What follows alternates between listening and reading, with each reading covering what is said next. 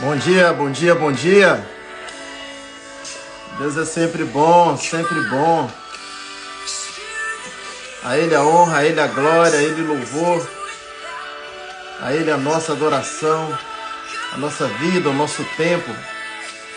Ele é pleno, Ele é sempre bom. Nós louvamos a Deus pela sua vida que está aqui com a gente. Espero que seja um tempo precioso para você. Espero que vá além da expectativa do seu coração e que a gente vai estar tratando aqui nessa manhã. Prepare seu coração, com certeza o Espírito Santo vai nos ensinar nessa manhã. Vai ser um tempo de edificação, um tempo muito poderoso, acredite nisso. Vai ser um tempo muito poderoso, não saia daqui. Saia apenas se você não puder estar aqui. Baixar um pouquinho aqui. Há uma diferença enorme entre poder e querer. Lembra quando aquele homem levou o filho que estava possesso de demônios para Jesus expulsar aqueles demônios? Isto é, curar o menino, né? Ele não sabia que era demônios. Aí a Bíblia diz para nós em Marcos 9 que Jesus estava no Monte da Transfiguração, os discípulos embaixo, e aí o homem viu os discípulos e falou assim, vamos ver se os discípulos resolvem esse problema para mim. E a Bíblia diz para nós que ele procura os discípulos e diz sobre o problema do filho. E os discípulos não, o texto diz para nós que os discípulos não puderam resolver aquele problema. Eles até queriam resolver, mas eles não puderam resolver. Então, entre o verbo poder e querer, há uma enorme diferença. Tem muita gente que pode, mas não quer. E tem gente que quer, mas não pode. Então, há uma diferença entre poder e querer, né? Por isso que a gente recebe de Deus o quê? Poder. Para que você, quando você quiser, você também pode. Porque nós somos limitados, não é verdade? Nós temos todos os nossos limites nessa carne humana. Mas o Espírito Santo decidiu habitar em nós para que a gente passe a ter o poder do ilimitado. Poder de fazer aquilo que você não podia fazer. Por isso que é esse nome, poder. Poder vem de acabar com o seu limite. De você ser alguém nessa terra ilimitado. Que não tem limite. Isso é poder. Então o ideal é que eu e você sejamos cheios de poder para fazer aquilo que nós queremos fazer. Por exemplo, eu quero tanto vencer o pecado. Não é assim? Eu quero tanto vencer as tentações que vêm contra mim. O Espírito Santo decidiu habitar dentro de você para que você não apenas queira vencer o pecado, mas para que você possa vencer o pecado. Ele te deu o poder para vencer o pecado. Eu queria tanto impor a mão sobre os enfermos, eles serem curados na hora, ou depois receber a notícia que foi curado.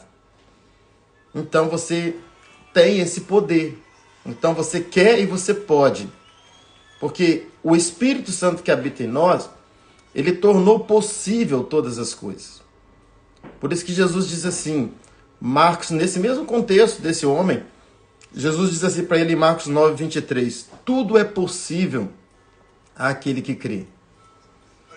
Isto é, tudo é possível. Possível vem de possibilidade, que também vem de poder. Então há aqueles que podem e aqueles que não podem. Nós, preste atenção nisso aqui. Toda vez que eu abro a live aqui, eu quero tratar um outro assunto, o Espírito Santo vai conduzir. Mas vamos lá. É bom que a gente sabe que é dele mesmo, eu não programei nada disso. Então veja, o que habita em você, acredite, pode todas as coisas. Pastor, nisso aí eu acredito. Claro que eu acredito, isso é chover no molhado. Eu acredito que aquele que está em mim pode todas as coisas. Bacana, isso aí já ajuda. Ajuda. Mas não termina aí. Você precisa crer que ele habita em você, podendo todas as coisas, para fazer de você alguém que possa todas as coisas.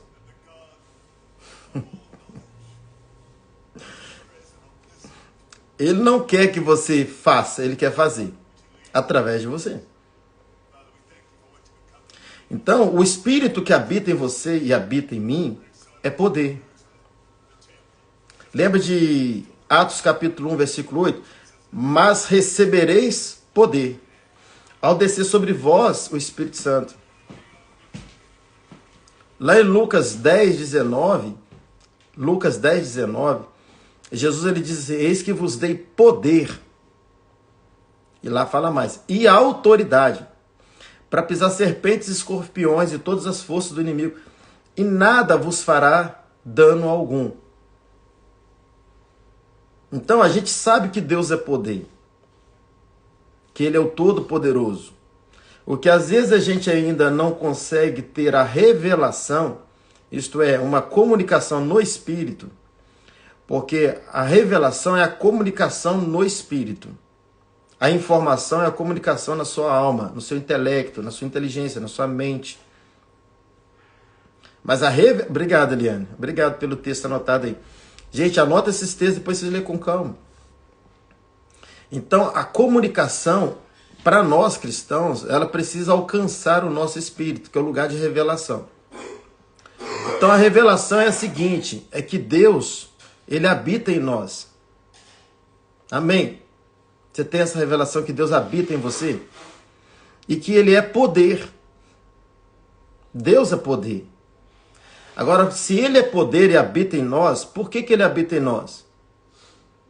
Para que eu e você sejamos o quê? Poderosos. Ele habita em nós para que nós sejamos poderosos. Então eu e você somos poderosos. A gente só precisa crer nessa verdade.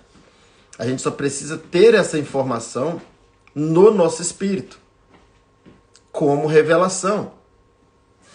Não apenas na nossa mente como mera informação. Amém? E aí você vai para um outro nível. Um outro nível de que nada vai te parar. Um outro nível que a enfermidade não vai suportar o seu corpo. Um outro nível onde você vê alguém enfermo e você impõe a mão e essa pessoa é curada. Um outro nível onde o que você falar vai acontecer, porque você vai liberar poder sobre aquela situação.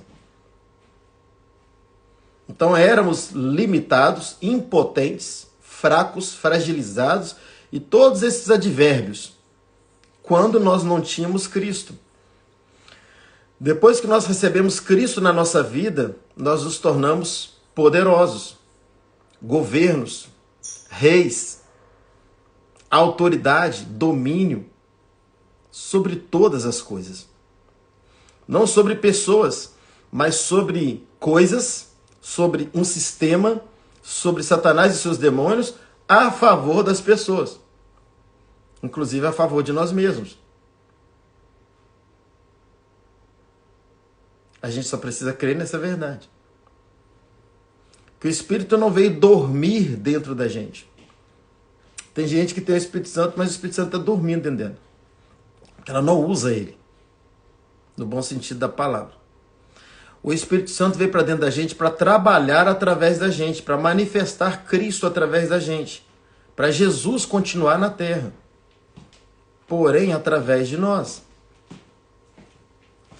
Lá em Lucas, no capítulo, lá em João, na primeira carta de João, depois você pode anotar e ler com calma, no capítulo 4, primeira carta de João, capítulo 4, no versículo de número 17, João ele diz assim, olha só isso aqui, assim como ele é, nós somos neste mundo.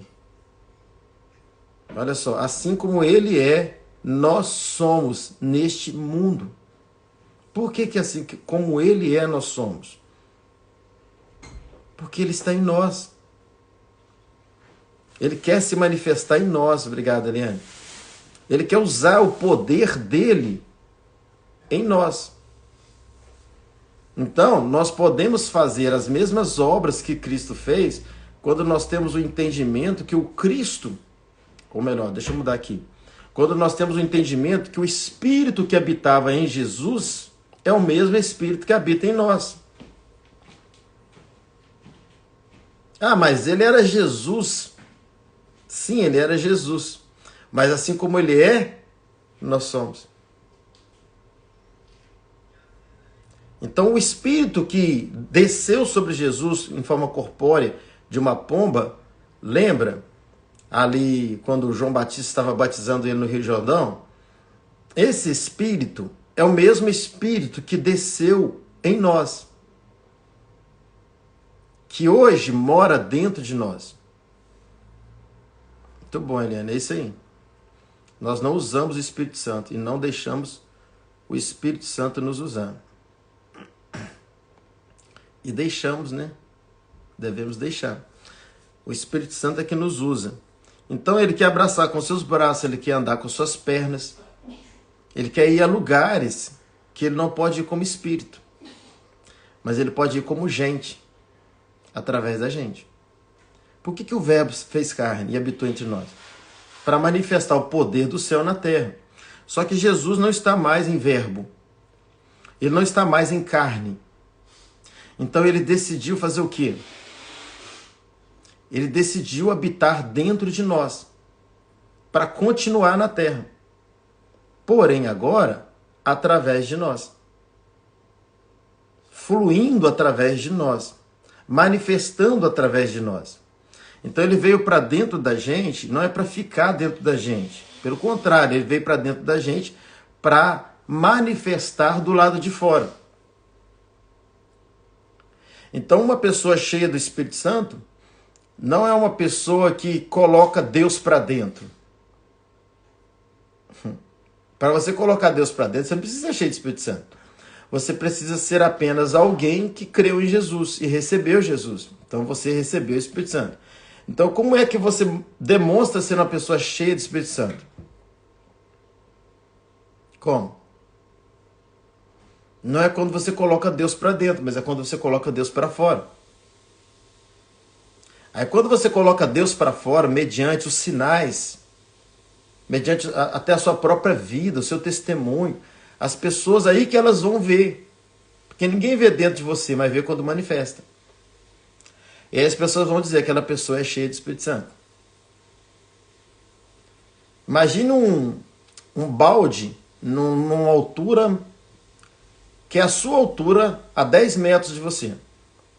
Imaginou? Imagina aí. Põe sua mente para funcionar aí. Um balde que não é transparente, distanciado de você 10 metros, na mesma altura dos seus olhos. Imaginou? Lá na plataforma de uma igreja, que eles chamam de altar, mas é plataforma, altar é a gente.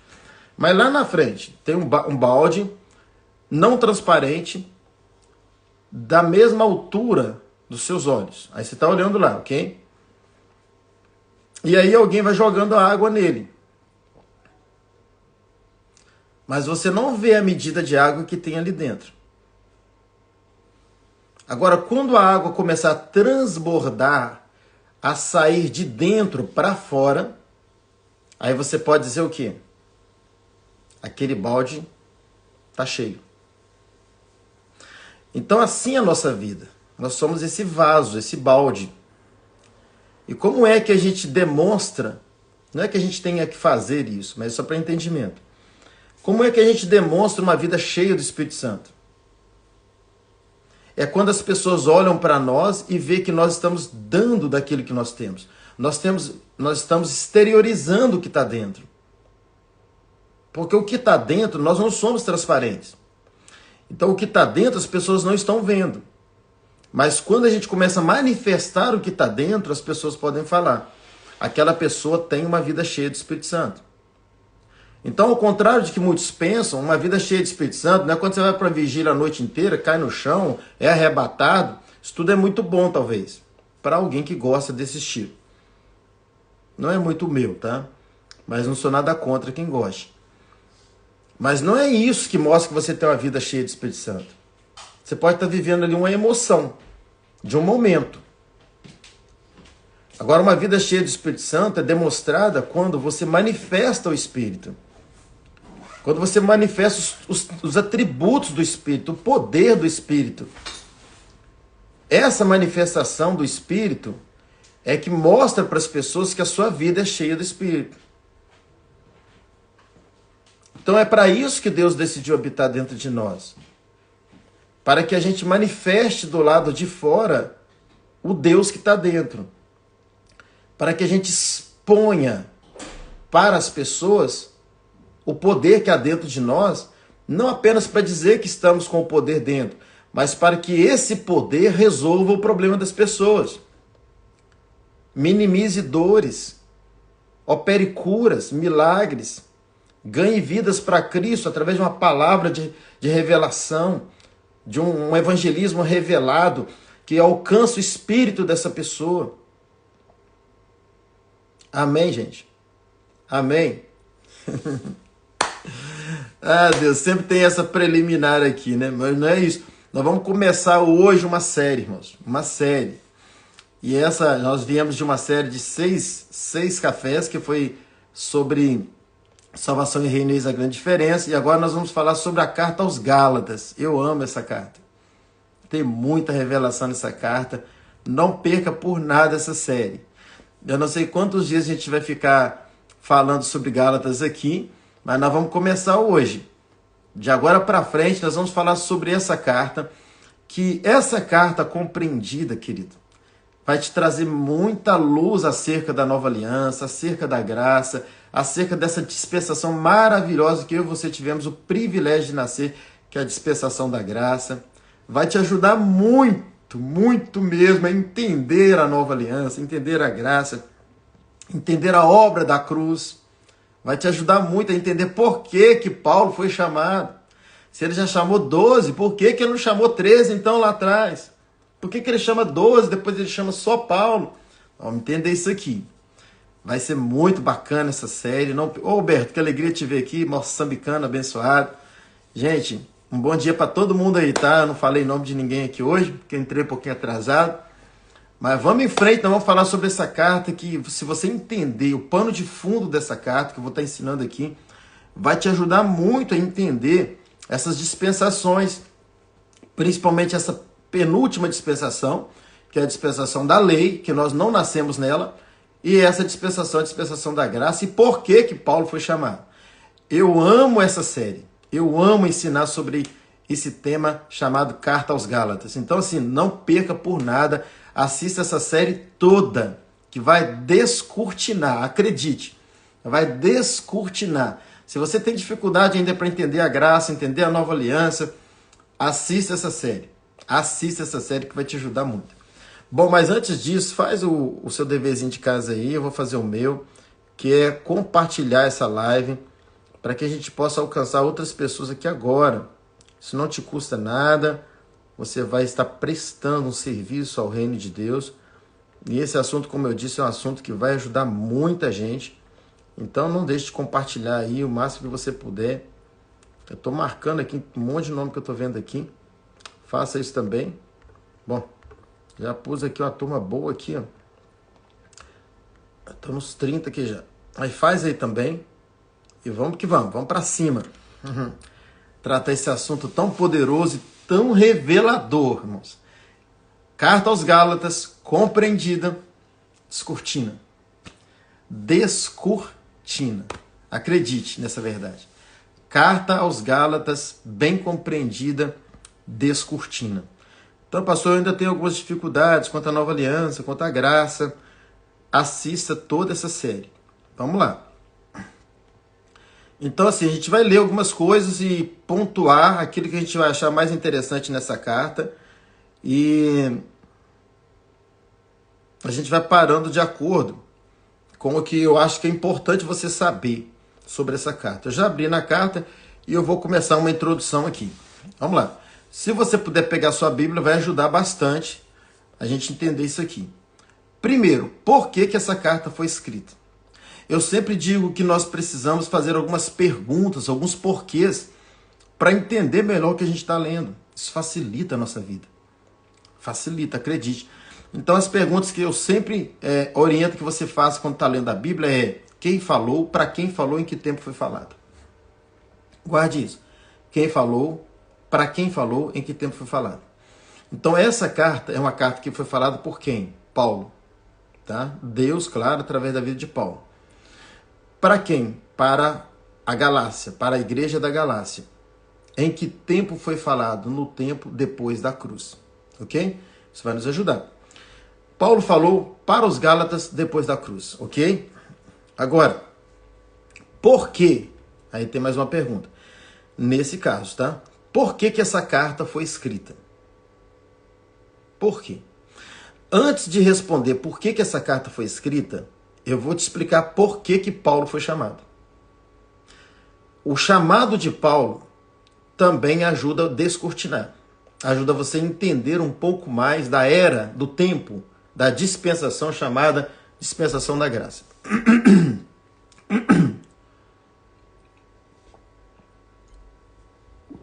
Perdão, queridos. Bom, vamos lá. Não sei se você já pensou nisso, mas por que Jesus ele chamou 12 homens e depois que ele chama Paulo? Na verdade, ainda Saulo. Por que Jesus não chamou 13? Bom dia, Clodô. Alegria tê-lo aqui. Por que Jesus, ao invés de ter chamado 12, não chamou 13? Ele chamou 12 e depois chamou mais um. Começa a perceber o seguinte. Os 12 foram chamados antes da cruz.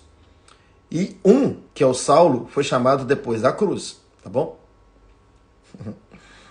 Isso aí já mostra que, de fato, tem algo diferente. Um foi chamado depois da cruz e 12 foram chamados antes da cruz, ok? Então vamos lá. É bom que você entenda que Jesus, ele não andou na nova aliança. Jesus andou toda a sua vida, ou quase toda a sua vida nessa terra, na velha aliança. Por quê? Porque a nova aliança, ela não começa no nascimento de Jesus. A nova aliança começa na morte de Cristo, de Jesus Cristo. A nova aliança é no sangue. Então, quando o sangue foi derramado, que foi a morte de Cristo, iniciou-se o tempo da nova aliança, também chamado o tempo da graça. Graça por quê? Não que Deus não seja um Deus de graça, mas ainda não tinha sido pago para você viver de graça. Deus sempre foi Deus de graça, mas ele ainda não tinha pago a sua dívida. Mas quando Jesus morre naquela cruz, o que ele faz? Ele paga a dívida. Até então só existia uma promessa desse pagamento. Desde o Éden existia essa promessa, que ia nascer um da semente da mulher, que ia esmagar a cabeça de Satanás. Era o pagamento da dívida. Só que até então ficou-se na promessa. Mas ali na cruz, a promessa foi cumprida. O sangue foi derramado. Então ali foi pago a sua dívida e minha dívida. E ali então se inicia o tempo, o período da nova aliança. Então a nova aliança ela não começou, volto a dizer, quando Jesus nasceu. A nova aliança começou quando Jesus morreu. Bom dia, pastor Benício, que alegria tê-lo aqui. Bom dia, pastora Fátima, Ruth, Florentino, moçambicano. Bem-vindo, gente. Então isso precisa ficar muito claro. A nova aliança ela não começa quando Jesus nasce. A nova aliança começa quando Jesus morre. A aliança é uma aliança de sangue, que foi tipificada em Gênesis 15 entre Deus e Abraão. Ela foi tipificada lá e ela concretizou na cruz do Calvário. E ali quando Jesus morre, começa então o período, o tempo da nova aliança. A velha aliança era uma aliança feita entre Deus e o próprio Cristo a favor de Abraão. Só que o Cristo que participou dessa aliança em Gênesis 15 foi apenas um tipo, foi uma tocha acesa, que era a luz do mundo, só que ela só veio concretizar na cruz. Então havia uma promessa que ia concretizar. Enquanto isso, o povo, o ser humano da época, o povo judeu, que era o povo escolhido de Deus, esse povo vivia debaixo de uma outra aliança, porque essa aliança não tinha sido concretizada. Preste atenção nisso aqui, que isso vai te ajudar muito. E que aliança era Que aliança era essa? Era uma aliança feita entre Deus e Abraão. E o que aconteceu nesse tempo? Essa aliança era uma aliança condicional. Era uma aliança onde ela era perpetuada devido à obediência da lei. Então, era uma aliança condicional. onde o homem tinha que cumprir a lei para que ele fosse abençoado. Se ele descumprisse a lei, ele seria amaldiçoado. Isso, é a aliança abrâmica ali, né? Muito bom. Então, essa aliança era uma aliança onde o homem tinha que fazer para receber. Era uma aliança onde o homem tinha que entrar nas condições que foram estipuladas um pouco à frente por Deus através de Moisés, que foram os mandamentos, as leis, e o homem tinha que cumprir a parte dele para que Deus cumprisse a outra parte. Era uma aliança entre Deus e o homem. E os dois tinham que cumprir para que a aliança fosse de fato uma aliança de sucesso. Bom, essa aliança, essa velha aliança, ela foi feita com o povo judeu, que é o povo de Israel, que é também o povo hebreu. É uma aliança que foi feita entre Deus e um povo que ele chamou através de Abraão. Essa aliança não tem nada a ver. Gente, essa aliança não tem nada a ver com a gente. Eu vou repetir. Essa aliança que a gente lê na Bíblia, por isso que eu falo que a Bíblia é como uma espada, como a própria Bíblia diz em Hebreus, corta dos dois lados.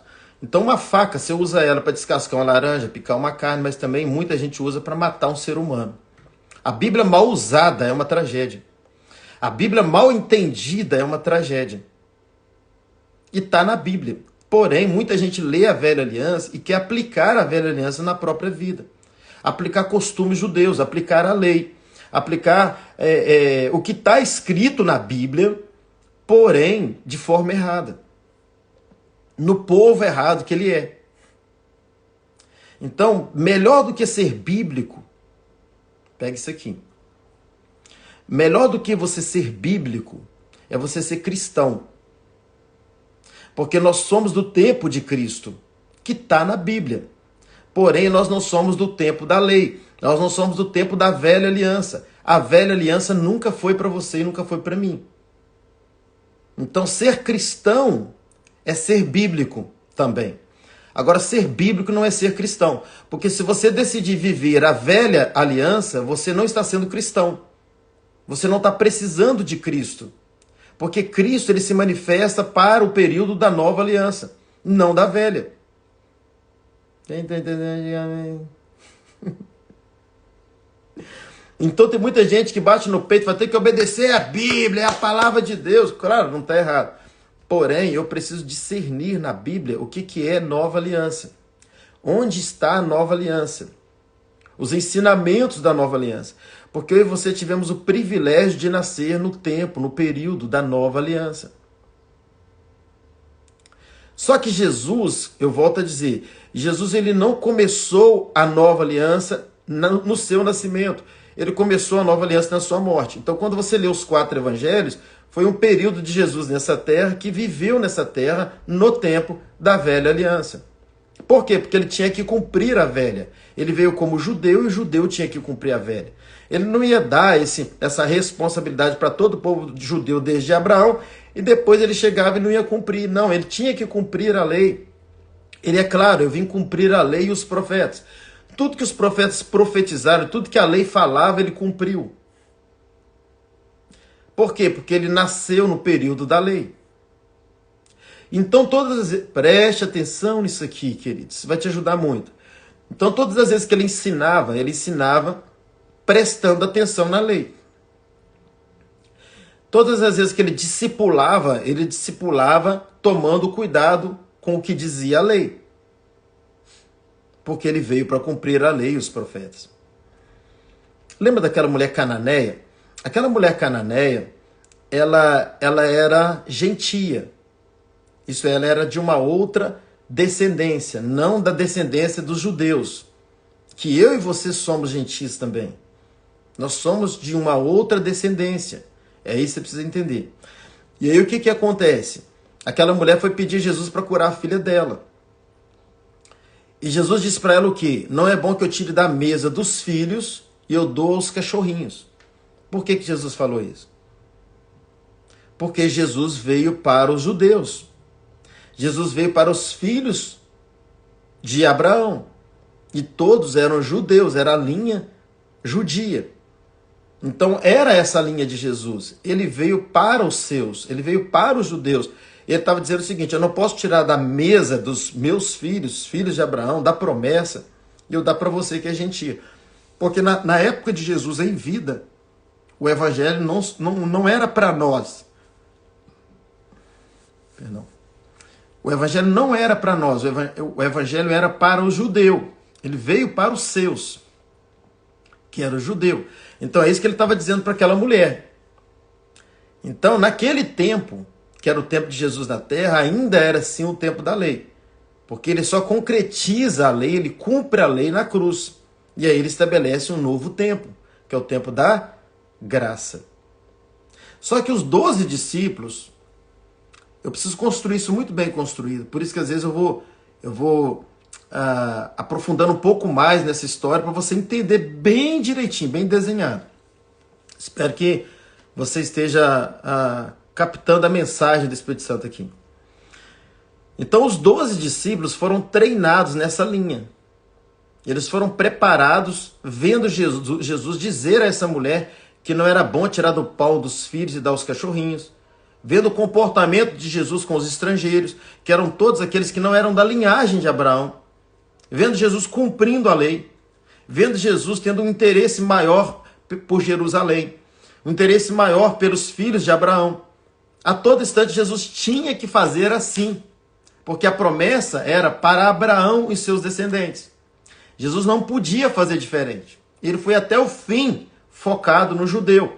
Focado nos filhos de Abraão, vivendo a lei, cumprindo a lei, ensinando a lei.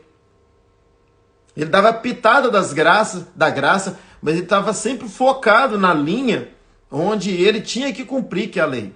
Lembra da mulher adúltera?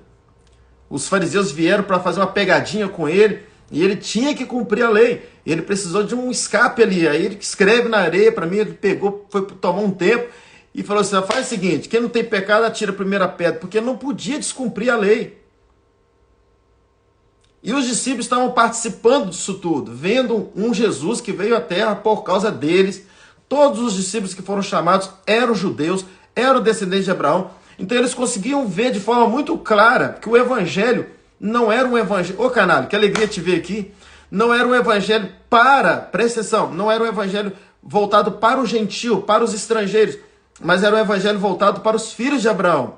Um evangelho voltado para os judeus. Prova disso, os 12 que foram chamados, todos os 12 judeus. Então, isso começou a ficar na mente dos discípulos. Opa, o foco aqui somos nós. O foco são a descendência de Abraão. O foco são os judeus. Jesus quer salvar judeu, judeu, judeu, judeu, judeu. E aí pronto. Jesus morre, ressuscita, chega, encontra com eles, lá em Marcos 16. Você deve lembrar muito bem desse texto. E Jesus, depois que ele ressuscita, ele encontra com os 12 e ele fala com os 12 o quê? Ele fala assim, a gente às vezes não presta atenção nos detalhes, mas ele fala assim: portanto, agora. Porque antes não. Mas depois que ele morre na cruz, os judeus não o receberam e então ele precisou estender o evangelho também aos gentios. Aí ele estende para os gentios, isto é, ele estende para toda a raça humana agora. Ali foi a chave. E aí ele fala assim para os discípulos: portanto, agora, ide e pregai o evangelho não somente aos judeus, mas pregai o evangelho a toda criatura. Toda criatura. Isso é, a todos os humanos da terra. Em outras palavras, sabe o que Jesus estava dizendo? Olha, os judeus não me receberam, não me aceitaram, participaram da minha crucificação. Eu não vim por eles, aliás, eu vim por eles, mas a morte acabou não sendo por eles, porque eles não me aceitaram até o fim.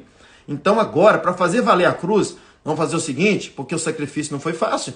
Então deixa eu dizer para vocês, eu sofri demais naquela cruz. E a gente não pode perder essa grande oportunidade agora de alcançar toda a criatura. Portanto, agora, vamos estender a salvação para todo mundo, ide por todo mundo, pregue o evangelho a toda a criatura. Aquele que crê, agora está aberto a todos. Aquele que crê e for batizado, será salvo. Mas aquele que não crê será condenado. Ali Jesus abriu o evangelho para nós. Quem está entendendo? Amém. Pronto. Só que imagine, gente, 12 homens, naquele momento já 11, porque Judas já tinha ido ao suicídio, despencou daquela pedra. Naquele momento tinha 11 homens que tinham andado com ele 3 anos de tempo integral. Você imaginar 3 homens andando de tempo integral, é você calcular na média hoje, no discipulado semanal, é a gente andar 30 anos com um pastor do nosso lado ensinando a gente. 3 anos integral. Aqueles discípulos andaram. Aprendendo de outro jeito. E Jesus vai dar apenas uma palavra e vai embora. Vai embora. Na mente daqueles homens, eles tipo assim, eu não entendi. Eu não entendi. E aí então começa Atos dos Apóstolos. Quando começa Atos dos Apóstolos, o que a gente vê? A gente vê esses 11 homens, depois completando com 12, que é Matias, completam os 12 novamente, e eles vão para Jerusalém e fica preso em Jerusalém, pregando o evangelho em Jerusalém. E eles ficam ali achando, na mente deles ainda, depois daquela palavra, na mente deles o evangelho ainda era só para judeu. E eles estavam ganhando judeus para Jesus, claro, muitos estavam sendo salvos. A primeira pregação de Pedro, quase 3 mil homens se converteram. E ali eles continuaram na segunda pregação, quase 5 mil. E eles foram pregando o evangelho para judeu. Só que Jesus já havia estendido o evangelho para nós, gentios. E é como se o céu olhasse para a terra e pensasse assim, eles ficaram em Jerusalém. Eles não entenderam o recado. Eles não entenderam que o plano da salvação agora está extenso a todo ser humano. E eles estão presos em pregar apenas para um povo. Mas porque eles foram treinados assim. Eles viram cenas de Jesus focada no judeu. Eles viram que os 12 eram judeus. Eles conseguiram perceber que os estranhos não participariam da salvação. E para a mente humana não era fácil ter esse entendimento aberto que de uma hora para outra abriu para todo mundo. Imagina o céu olhando para a terra e vendo o evangelho parado, travado, por causa de 12 homens que foram treinados, mas não entenderam a missão agora, a nova missão, e ali eles estavam presos em Jerusalém. Aí o que Jesus faz? Jesus pensa o seguinte, estou conjecturando aqui para a gente entender. Bom, a única coisa que a gente tem para fazer agora, que vai ser um plano bacana, é a gente chamar alguém nesse tempo agora e treinar ele no tempo da nova aliança. Jesus poderia ter chamado mais 12. Concorda? Chamei 12 no tempo da velha, não entenderam o tempo da nova, então eu chamo mais 12, treino mais 12. Mas Jesus é Deus, Ele é o Todo-Poderoso, como a gente começou falando de poder aqui. Então ele falou assim, não vou fazer isso não, eu não vou treinar 12 não, eu vou treinar um que vai fazer para 12. É Deus, né? Vamos chamar um só, e esse um a gente vai dar um treinamento para ele, nós vamos potencializar ele de tal forma, onde ele vai fazer para 12. Por isso que Paulo chega a dizer que ele trabalhou mais do que os 12. E aí então acontece Atos 9. Vamos lá, gente. Isso é muito lindo quando a gente entende. E aí, assim, vai descortinar essa questão de velha, nova aliança, lei, graça, quando você compreender isso bem compreendido. E aí Jesus chama Saulo, que a gente conhece bem a história, era um perseguidor de crente. Ele já pega um doido logo para dizer assim, é o meu poder. Sou eu quem vou fazer. A Bíblia diz para nós que ele pega Saulo, ele começa a chamar Saulo de Paulo, e ali ele trabalha Paulo. Eu não vou entrar em detalhes aqui porque não é o assunto. Nós vamos tratar a carta aos Gálatas, tá? Você que chegou agora, estamos começando uma série hoje sobre a carta aos Gálatas, que descortina muita coisa no seu entendimento bíblico, essa carta. Então, assista essa live toda e continue com a gente. Vamos lá, nas próximas lives. Então, ele treina Paulo. Aí, Paulo, agora treinado, Paulo começa a pregar o evangelho. Quando ele começa a pregar o evangelho, ele prega o evangelho a quem? Aos gentios. Então, Paulo ele foi chamado para pegar essa parte dos gentios que os discípulos não tinham entendido, que é o evangelho a toda criatura. Por isso que Jesus vai falar para Ananias, o que é na hora que ele pediu para ir lá consagrar Paulo. Fala assim, olha, esse é vaso escolhido meu para pregar o evangelho a Israel, porque ele também podia pregar a Israel, e aos gentios. Pela primeira vez, Jesus escolhe alguém para os gentios, porque ele só tinha escolhido para Israel. E Paulo, então, ele foi esse escolhido, consagrado, para pregar o evangelho aos gentios. O que Paulo faz? Paulo começa como uma máquina a pregar o evangelho, então, aos gentios. E ele vai exatamente nos lugares que eram lugares de gentios. Corinto, em Éfeso, Galácia. E ele vai para esses lugares onde os judeus não estavam indo. Perdão, os discípulos não estavam indo. Os discípulos estavam onde? Em Jerusalém, pregando para judeu, porque eles não tinham a revelação ainda. Eu estou falando de Atos 9, quando Paulo foi chamado. Em Atos 10, a gente vê algo interessante. Eu não vou ler por causa do nosso tempo, mas depois você lê Atos 10, que fala da visão de Cornélio. Lembra dessa passagem? Que Pedro ele estava na casa de Simão, na beira de uma praia, no terraço, orando, e Cornélio teve uma visão. Cornélio era um homem temente a Deus, e Cornélio era o quê? Gentil. Gentil.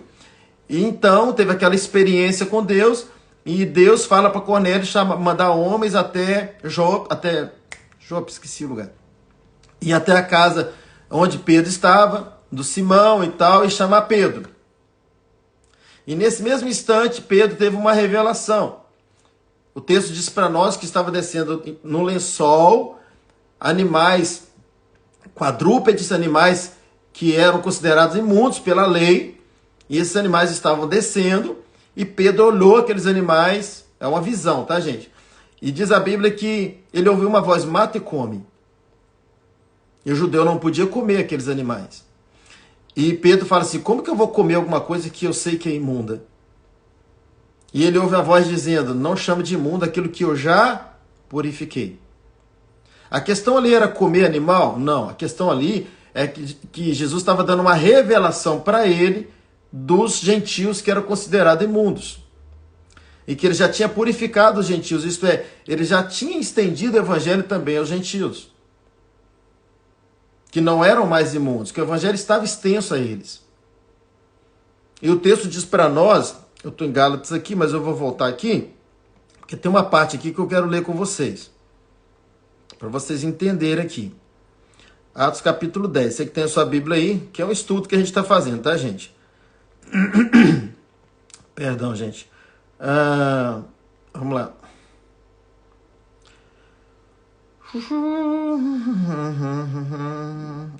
Bom.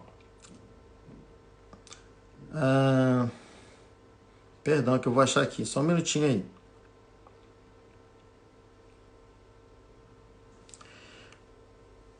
Olha só. Versículo 23 diz assim: Pedro, pois, convidando-os a entrar, os hospedou no dia seguinte, levantou-se e partiu com eles, e alguns irmãos dentre os de Jope, é Jope mesmo, o acompanharam. No outro dia entrou em Cesareia, e Cornélio os esperava, tendo reunido os seus parentes e amigos mais íntimos. Então Cornélio era um homem temente a Deus, porém ele era gentil, e Pedro só estava pregando para judeu. E aí então, quando Pedro entra na casa, Cornélio vai adorar Pedro. E Pedro fala, levanta que eu sou homem igual a você. E eles começaram a conversar e tinha muitas pessoas reunidas ali, porque Cornélio já tinha reunido uma espécie de uma célula ali para esperar Pedro chegar. Tudo por causa de uma revelação de Deus. Aí o texto diz assim no 28, vós bem sabeis que não é lícito a um judeu ajuntar-se ou chegar a estrangeiros. Olha só. Olha o que estava na mente de Pedro. Pedro tinha recebido lá em Marcos 16 a revelação de Jesus e de pregar o evangelho a toda criatura, mas ele foi tão treinado para judeu que na mente dele estava, peraí, não, o meu negócio é com judeu. Ele não conseguiu receber isso em apenas um momento ali, que Jesus falou para ele quando estendeu o evangelho aos gentios. E ele fala, vós bem sabeis que não é lícito a um judeu ajuntar-se ou chegar-se a estrangeiros, mas Deus mostrou-me que a nenhum homem devo chamar comum ou imundo. Pelo que, sendo chamados, vim sem objeção. Pergunto, pois, por que razão mandaste me chamar? Ele estava dentro de uma casa de um gentil e mais um monte de gentil com ele. Então diz Cornélio, 4 dias atrás, aí Cornélio começa a contar a história de o que Deus tinha falado para ele enviar homens lá e tal. Aí no 34 diz assim, então Pedro, tomando a palavra, disse, na verdade reconheço que Deus não faz acepção de pessoas. Mas na mente antes fazia. Aí ele está dizendo, agora eu entendi que Deus agora não está fazendo mais acepção de pessoas, está aberto a todo mundo. Mas que lhe é aceitável aquele em qualquer nação, aqui destrava, qualquer nação e teme e pratica o que é justo. A palavra que ele enviou aos filhos de Israel, anunciando a paz por Jesus Cristo, este é o Senhor de todos. Agora está dizendo, a palavra que era para Israel, agora é para todos. Ele é Senhor de todos. E Pedro vai falando com ele. Pedro vai falando de Jesus. E aí vai acontecendo a história toda. Pedro ali começa a pregar o evangelho. E o texto diz para nós, né? Respondendo Pedro, pode alguém porventura recusar a água para que não sejam batizados? Esses que também, como nós, judeus, isso que ele quis dizer, receberam o Espírito Santo?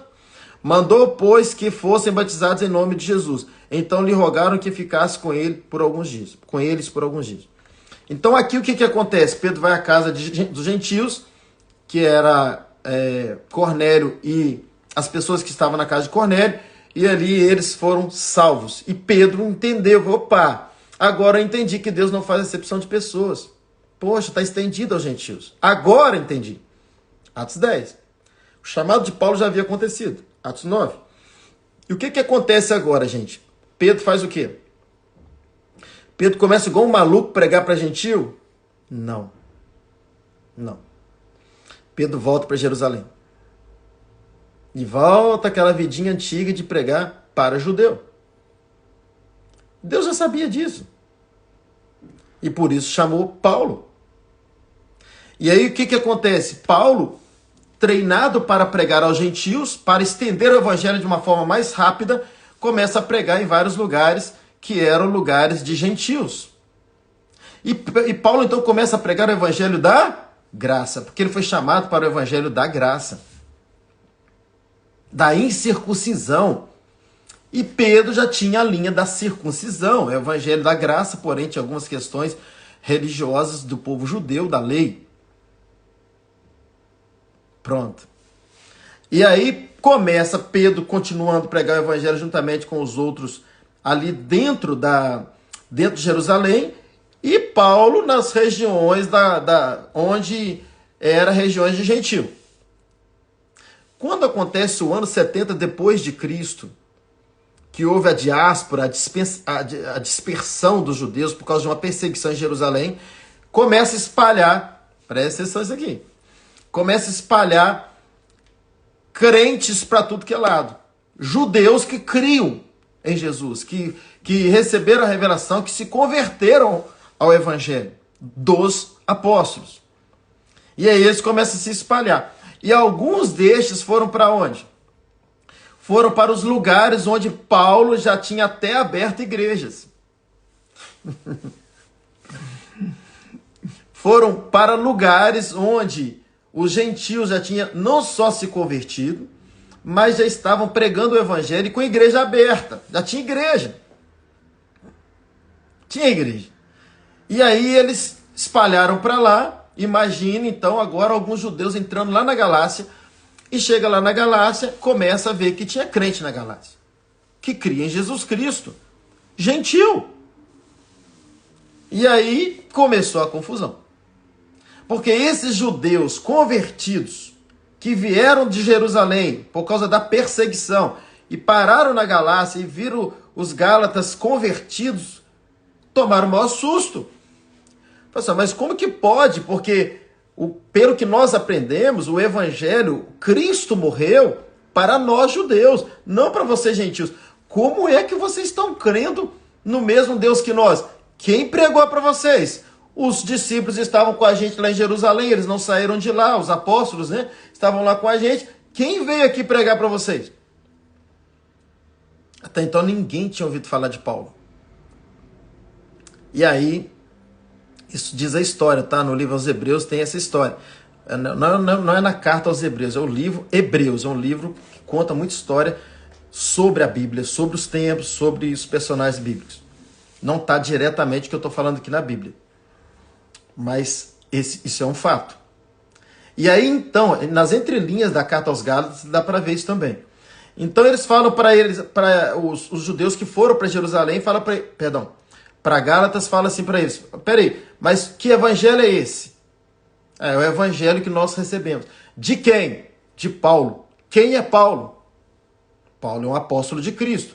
Aí os judeus convertidos falam assim: mas a gente nunca ouviu falar em Paulo. A gente conhece o nome dos 12, um por um, Paulo não está na lista.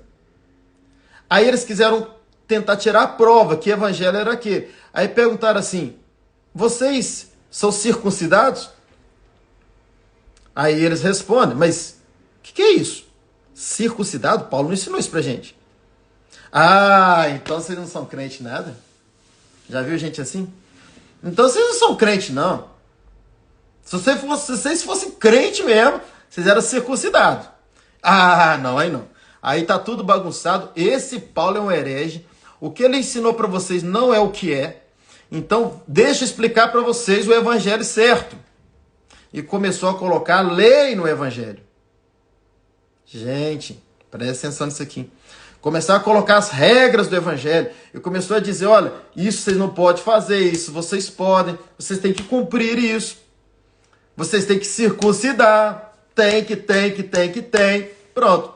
Então os Gálatas ficaram confusos. Pensa. Peraí, e agora? Quem está certo?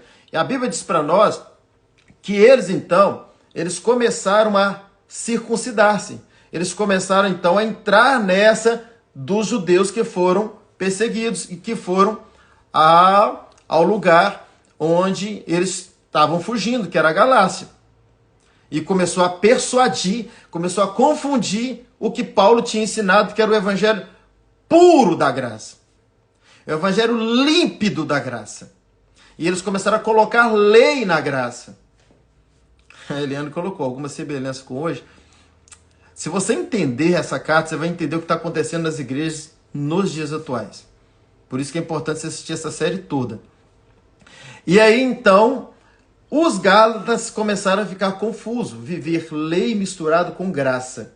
Tem como você misturar a sua vida de hoje com a vida de 10 anos atrás, tentar viver igual, os dois tempos, ou 30 anos atrás? Ah, não, eu tenho na minha garagem um carro novo, mas eu fiz uma garagem de 2 vagas, porque do lado é uma charrete com cavalo. Então, outra hora eu ando de carro, outra hora eu ando de charrete.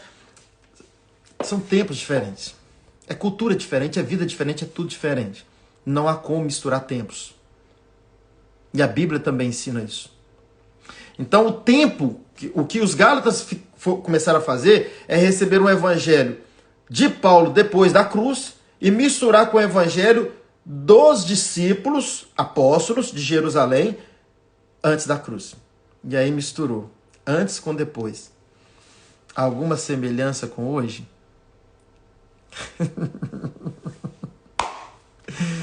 Alguma semelhança com hoje? A mesma pergunta da Eliane aí. Essa mistura, gente. E aí o que acontece? Paulo, sabendo disso, resolveu escrever uma carta, que naquela época era tudo em forma de carta mesmo por causa da distância. Resolveu escrever uma carta aos Gálatas. E é essa carta que na segunda-feira nós vamos mergulhar. Eu espero que essa introdução tenha clareado um pouco, colocado um pano de fundo para você agora entender perfeitamente cada versículo dessa carta maravilhosa, carta que foi colocada na Bíblia para, de fato, te ajudar a discernir tempos, a discernir graça, a separar graça de lei. Queridos, essa carta é muito poderosa uma vez entendida. Então é isso. Eu vou encerrar aqui hoje, que já está dando 1 hora aqui, que a gente está juntos. Trouxe esse pano de fundo, trouxe essa introdução. Compartilhe com outras pessoas. Chama essas outras pessoas para segunda-feira. Chama a gente para assistir segunda, porque nós vamos mergulhar nessa carta. Querido, vai descortinar. Acredite, vai descortinar. Você que chegou aqui agora, assista tudo. Essa live toda para a gente andar juntos. Assista essa live toda. É um tempo de escola aqui. Assista, eu estou te dando esse conselho. Assista essa live toda para saber dessa introdução que eu dei aqui, esse pano de fundo da carta aos Gálatas. E na segunda-feira a gente começa. Você que está assistindo esse vídeo em outro tempo, Compartilhe esse vídeo o máximo que você puder, para que outros também saibam sobre essa série que a gente vai estar iniciando na segunda-feira. Aliás, iniciou hoje, né? A gente vai continuar na segunda-feira, porém entrando mais precisamente, já lendo a carta aos Gálatas e compartilhando detalhes preciosos para que você entenda esse maravilhoso tempo, que é o tempo da obra consumada, o tempo pós-cruz, o tempo da graça. Que seu dia seja poderoso, seu final de semana seja poderoso, e vai ser. Não porque eu estou falando, mas é porque a cruz já falou. Ou melhor, a cruz já fez. E o seu fim de semana, então, vai ser muito poderoso e abençoado. Que alegria ter vocês aqui. Amém, amém. Tchau para todos aí. E até segunda-feira, no mesmo horário, tá? Se alguém tiver alguma dúvida, quiser perguntar alguma coisa, chama no direct lá, vai ser uma honra estar partilhando com vocês, tá? Espero que vocês tenham sido ministrados nessa manhã. E Deus, Ele é sempre bom. Não deixe de clicar no coraçãozinho, no foguinho, comentar. Não deixe de compartilhar, não por mim, mas por outras pessoas e também para o algoritmo do Instagram, porque o próprio Instagram depois nos ajuda a compartilhar essa live e esse assunto. Amém? Até segunda.